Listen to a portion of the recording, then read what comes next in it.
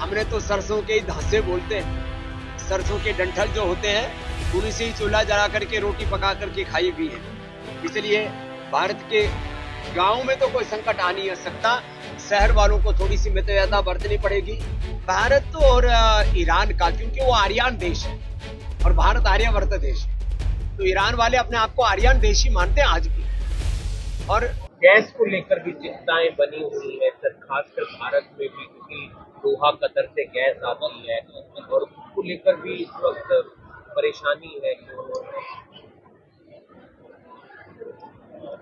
काफी बड़े बड़े संस्थानों से हमारी बात हुई है, तो जो स्कूल, कॉलेज, यूनिवर्सिटियां हैं, इंस्टीट्यूशंस हैं, हॉस्पिटल्स हैं, उनमें तो किल्लत नहीं आएगी, ऐसी सरकार ने व्यवस्था की है।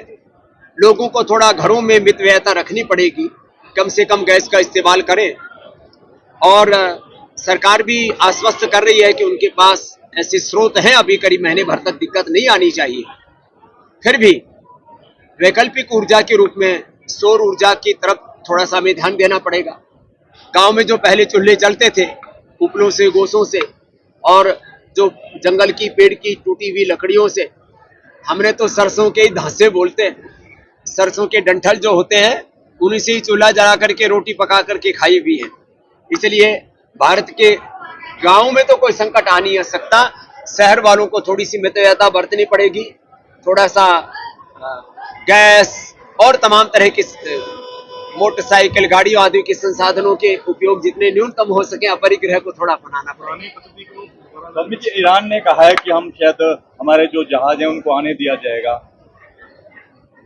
भारत और ईरान का, क्योंकि वो आर्यन देश है और भारत आर्यवर्त देश है, तो ईरान वाले अपने आप को आर्यन देश ही मानते हैं आज भी।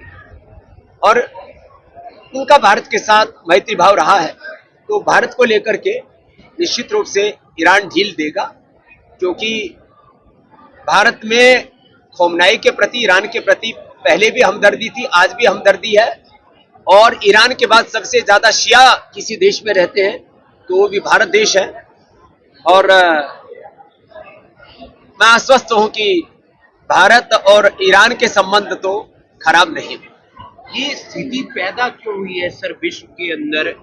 तमाम युद्ध, कभी कल अफगानिस्तान ने भी हमला कर रखा था पाकिस्तान पर, कि क्या इसका सॉल्यूशन हो सकता है ताकि हम लोग शांति से रह सकें? राजनीतिक, आर्थिक उन्माद, सत्ता का उन्माद, फिर उसमें मजहबी उन्माद का तड़का लग जाता है, तो फिर इस तरह के युद्ध और उससे महाविध्वंस होता है। इसलिए पूरी दुनिया में, चाहे वो राजनीतिक उन्माद हो, चाहे वो सत्ता का उन्माद हो, चाहे संसाधनों के विस्तार का उन्माद हो, इसके ऊपर तो हमें ब्रेक लगानी पड़ेगी। उन्माद जो है वो कभी भी ठीक नहीं हो सकता। उन्माद और अहंकार से ही रावण से लेकर के आज तक हमने देखा दुनिया का विध्वंस हुआ है।